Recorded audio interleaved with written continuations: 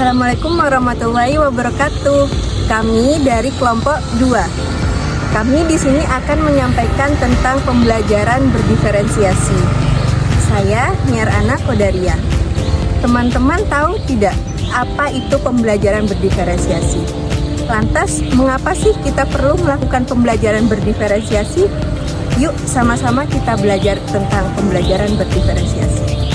Setiap siswa memiliki karakteristik yang unik. Mereka memiliki kebutuhan belajar yang berbeda-beda. Pembelajaran berdiferensiasi akan membantu kita dalam melakukan kegiatan pembelajaran yang sesuai dengan kebutuhan siswa. Mengapa demikian? Karena pembelajaran berdiferensiasi merupakan serangkaian keputusan rasional atau common sense yang dibuat oleh guru yang berorientasi kepada kebutuhan siswa. Keputusan-keputusan tersebut berkaitan dengan 5 hal. Yang pertama yaitu bersifat proaktif.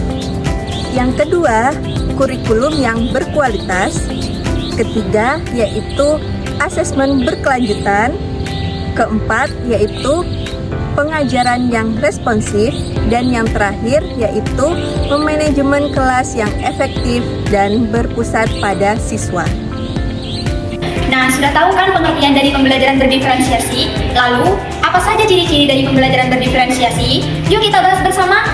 Menurut Tomlinson tahun 2001, ciri-ciri dari pembelajaran berdiferensiasi itu ada 4. Yang pertama yaitu pembelajaran berfokus pada konsep dan prinsip pokok. Jadi, pembelajaran yang dirancang berfokus pada kompetensi dasar pembelajaran. Yang kedua yaitu evaluasi kesiapan dan perkembangan belajar peserta didik diakomodasikan ke dalam kurikulum.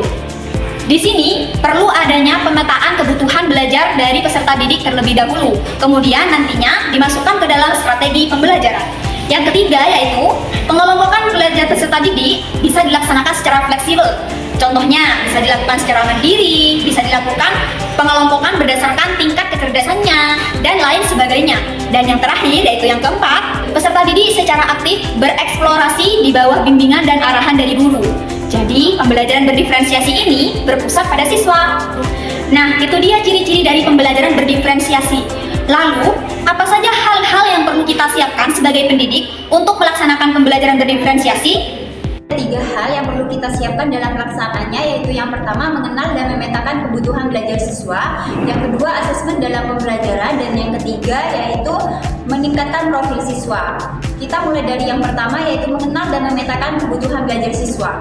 Menurut Tomlinson tahun 2001, ada 3 cara untuk memetakan kebutuhan belajar siswa. Yang pertama yaitu kesiapan belajar siswa atau kita kenal dengan istilah red lines.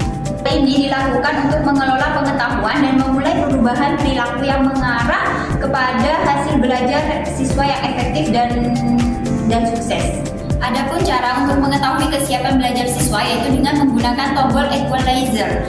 Dan cara penggunaannya yaitu dengan cara menggeser tombol equalizer sesuai dengan kebutuhan siswa, sesuai dengan kesiapan siswa. Misalkan ada siswa yang lebih kepada bersifat mendasar atau bersifat transformatif, konkret atau abstrak, sederhana atau kompleks, terstruktur atau terbuka, tergantung apakah mandiri, dan ada juga yang cepat atau lambat. Dan yang kedua yaitu minat siswa. Adapun tujuan untuk mempertimbangkan minat siswa yaitu yang pertama membantu siswa untuk menemukan kecocokan antara sekolah dan keinginan sendiri untuk belajar. Yang kedua, menunjukkan keterhubungan antara semua pembelajaran. Yang ketiga, menggunakan keterampilan atau ide yang familiar bagi siswa. Dan yang terakhir yaitu memotivasi siswa untuk belajar.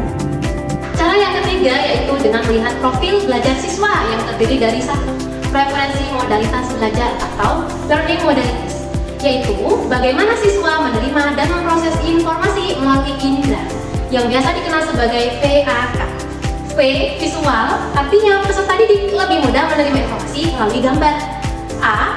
Auditory, artinya peserta didik lebih mudah menerima informasi melalui mendengar. Dan K. Kinestetik, artinya peserta didik lebih mudah belajar sambil melakukan aktivitas langsung atau sambil bergerak. Bisa saja peserta didik termasuk ke dalam pembelajaran multimodal. Artinya, peserta didik menggunakan lebih dari 1 mode tergantung situasinya. Yang kedua adalah multiple intelligence.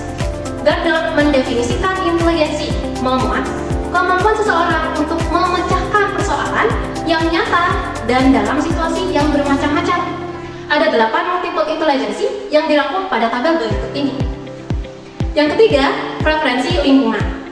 Beberapa dari kita mungkin memilih belajar dengan suasana yang sunyi dan tenang saat kerja.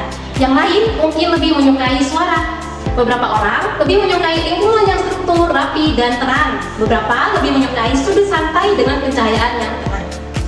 Keempat, preferensi belajar lainnya.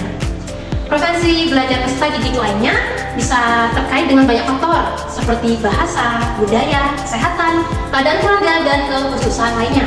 Penting untuk mengembangkan pemahaman tentang peserta didik sehingga nantinya guru dapat membuat ruang kelas yang cukup fleksibel bagi siswa untuk bekerja dengan cara yang paling produktif. Yang kedua adalah menyiapkan asesmen dalam pembelajaran berdiferensiasi. Terdapat 3 asesmen yang dapat digunakan, yaitu asesmen as learning, asesmen for learning, serta asesmen of learning. Yang pertama adalah asesmen as learning merupakan salah satu penilaian yang berfungsi sebagai formatif dan dilaksanakan selama proses pembelajaran berlangsung. Penilaian ini akan melibatkan peserta didik secara aktif dalam kegiatan penilaian. Peserta didik akan merasakan pengalaman dan belajar untuk menjadi penilai bagi dirinya sendiri atau self-assessment dan penilaian antar teman atau peer assessment. Salah satu contoh asesmen as learning adalah asesmen praktikum dalam sehari-hari dan asesmen proyek yang digunakan untuk melatih kemampuan belajar mereka. Asesmen dilakukan ketika peserta didik mengerjakan proyek dan hasil yang telah dicapai peserta didik. Yang kedua adalah asesmen for learning. Asesmen ini dilakukan terjadi di awal dan selama proses pembelajaran. Asesmen formatif di awal pembelajaran berfungsi untuk memberikan informasi awal kepada guru terkait kesiapan siswa untuk mempelajari pengetahuan, keterampilan, minat, dan sikap mereka sebagai dasar pembuat pembelajaran berdiferensiasi. Asesmen formatif yang dilakukan dalam proses pembelajaran dimaksudkan untuk mengetahui perkembangan siswa dan sekaligus memberikan umpan balik yang cepat sehingga guru dapat menyesuaikan pengajaran dalam menanggapi kebutuhan individual siswa dan siswa pun dapat menyesuaikan strategi pembelajaran mereka atau menetapkan target yang berbeda setiap siswa. Sebagai contoh, sebelum guru melakukan diskusi, guru akan menanyakan kepada siswa untuk menuliskan apa yang mereka ketahui dan apa yang mereka ingin pelajari, di mana pertanyaan tersebut akan digunakan guru sebagai informasi untuk menyesuaikan kegiatan selama diskusi berdasarkan minat atau preferensi lainnya untuk mencapai tujuan pembelajaran. Sedangkan di akhir pembelajaran, guru akan menanyakan apa yang telah mereka pelajari sebagai refleksi. Yang ketiga adalah assessment of learning. Assessment ini digunakan untuk evaluasi pada akhir proses pembelajaran. Berfungsi sebagai asesmen sumatif, yaitu untuk mengetahui pencapaian hasil belajar peserta didik pada periode tertentu. Asesmen sumatif ini dilakukan pada akhir pembelajaran. Contoh, ulangan harian, ujian tengah semester, ujian akhir semester, ataupun ujian akhir tahun. Nah, kalian sekarang sudah mengetahui pengertian dan contoh dari assessment as learning, assessment for learning, dan assessment of learning. Bagaimana dengan ketiga perbedaan asesmen tersebut? Kalian bisa melihat perbedaan dari ketiga asesmen ini pada tabel berikut ini. Yang ketiga adalah mengembangkan profil siswa. Rekan-rekan, ada 2 instrumen yang akan sangat membantu kita sebagai guru untuk merencanakan pembelajaran yang berdiferensiasi, yakni profil kelas dan juga profil siswa. Profil kelas memberikan gambaran kepada guru tentang kekuatan, kebutuhan, minat, dan juga kesiapan siswa di kelas. Profil kelas dapat menangkap satu aspek seperti kecerdasan majemuk dan juga karakteristik pencapaian. Contoh penyusunan profil kelas adalah sebagai berikut. Berikutnya adalah profil siswa yang berisi kompilasi informasi yang menyeluruh tentang kekuatan, kemampuan, kebutuhan, preferensi belajar, serta minat, kesiapan, dan juga hasil asesmen individu siswa. Cara memperolehnya adalah dengan meminta siswa untuk mengisi lembar kerja atau dapat juga bekerjasama dengan guru BK atau konselor dalam mengumpulkan informasi yang dibutuhkan untuk mengembangkan profil individu maupun profil kelas.